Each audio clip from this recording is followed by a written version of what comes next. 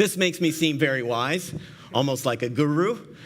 But at least it's an answer that has some space in it, some poetry, which means there's some room in there for me and my interlocutor to continue to talk about and discuss further. So, with Paston's poem in mind and these special qualities of poetry echoing in our heads, let me make clear the claim of my talk. It's simply this, that despite what you've been taught to believe, or maybe you think yourself, the Bible is not a story.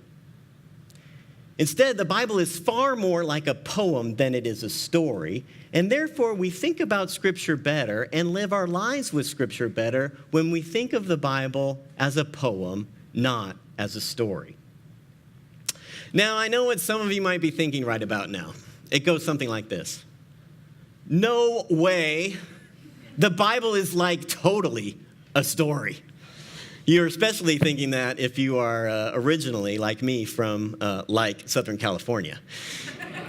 The Bible is like totally a story you might be continuing in your head because it begins in Genesis with creation, and it ends in Revelation with new creation, and in between there's all this in between stuff, story stuff that moves the plot from point A to point B or point Z, as the case may be.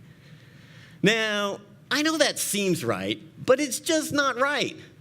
And in fact, it's the in-between stuff that greatly complicates any understanding of the Bible understood as a story. I mean, first off, in-between stuff is a kind of vague category, right? I mean, we need greater clarity about what that stuff is. And when we get it, we see that a lot of that in-between stuff isn't story stuff at all. And its presence in between raises serious problems for any understanding of the Bible as a coherent, unfolding story.